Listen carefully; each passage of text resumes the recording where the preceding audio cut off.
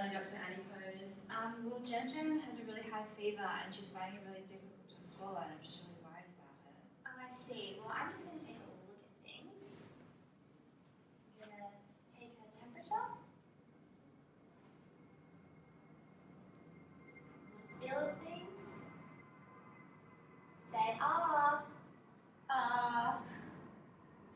Yes, Gem's tonsils look very red and swollen. Her glands are also quite swollen and tender, and she does have a high fever. I think she probably has strep throat, a bacterial infection, which can be treated with a course of antibiotics.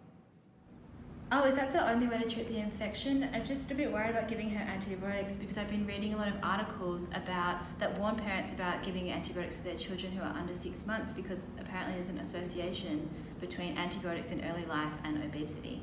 That's a really good point. I have read about a little bit about this. Let's make sure you have all the facts. So, Miss Kine is worried about giving antibiotics to her furry daughter Gem. Let's take a deeper look at antibiotics and childhood obesity to see if she has cause for concern. In children under 6 months, obesity is clinically defined by the World Health Organization as having a weight for age ratio 3 standard deviations above the average. Our patient Gem is 3 months old and weighs 5.5 kilograms, putting her at a normal weight. However, if she weighed 8.5 kilograms, Dr. Pose would probably diagnose her as being obese. In 2016, the WHO reported that 41 million children worldwide under the age of 5 were overweight or obese, a staggering number that sheds light on our current obesity epidemic. Obesity is largely caused by the combination of a high caloric intake and low energy expenditure. However, many other environmental and genetic factors are being researched as potential obesogenic agents. Antibiotic exposure in early life is one such field of research, as early studies have shown that an imbalance of microbiota of the gastrointestinal system is a significant factor in the development of childhood obesity. Your microbiota is the collection of microorganisms, including bacteria, viruses, and protozoa.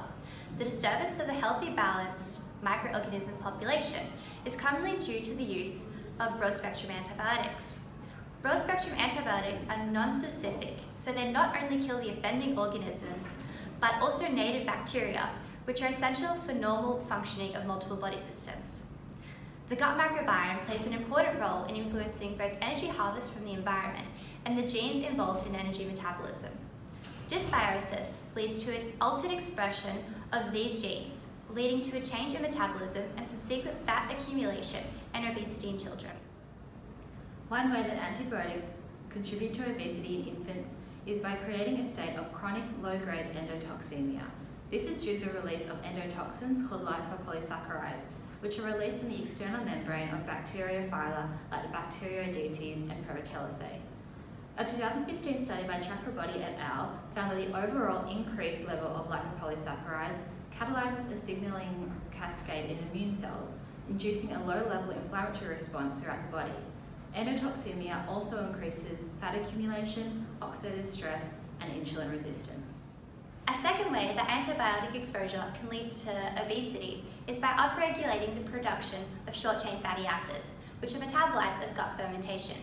A 2012 study by Cho et al. Involving 4-week-old mice found an association between exposure to a variety of antibiotics and fat mass, which is increased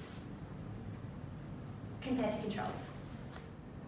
They were also able to demonstrate the mechanism by which this occurs.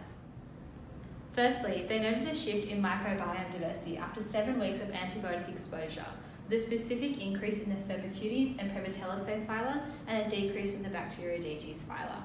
These changes in bacterial populations were associated with the increased expression of genes that are responsible for fermenting normally indigestible carbohydrates into a variety of short-chain fatty acids. One interesting point to note is that because each short-chain fatty acid has a different range of obesogenic and anti-obesogenic actions, it's the balance of these metabolites that is necessary for a healthy digestive tract. The increased amount of short-chain fatty acids from the gastrointestinal system then enter the portal circulation to reach the liver. In the liver, they induce lipogenic genes and increase lipogenesis, increase exportation of lipid into the adipose, and increase adiposity, which all increases the risk of obesity. The association between antibiotic use during infancy and obesity has also been observed in human studies. A 2013 study by Trisand et al. Observed infants from birth until they were 7 years old, and they were given antibiotics up until 2 years. At this point, they noticed that antibiotic use was correlated with an increased body mass index. However, it's important to note that the study is limited by confounding factors such as parental BMI, maternal smoking in utero, and the possible sedentary lifestyle of the child. Furthermore, the study was a birth cohort study that relied on parental recollection of antibiotic exposure, which may leave room for errors in memory. From the research conducted so far, and in light of the obesity epidemic threatening the health of the current population and future generations, these studies highlight the relationship between early antibiotic exposure and dysbiosis of the gastrointestinal microflora and the likelihood of subsequent obesity. So does that clear things up for you? Yes, it does. Thank you so much for explaining the evidence to me. But I'm actually still not sure whether I should give Gem antibiotics or not. Well, in my opinion, you have to weigh up the risk versus the benefits. The evidence shows that there is an association between antibiotic exposure and childhood obesity, but no actual causation has been determined. Considering the severity of Gem's infection and the fact that if left untreated, it could lead to cardiovascular and renal complications, I think that antibiotics are appropriate.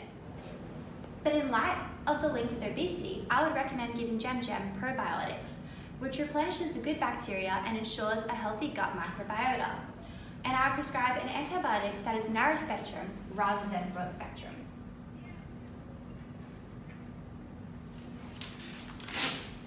Great, thank you so much. Now, I just had this other weird little growth that I'd like to ask you about. Is that okay?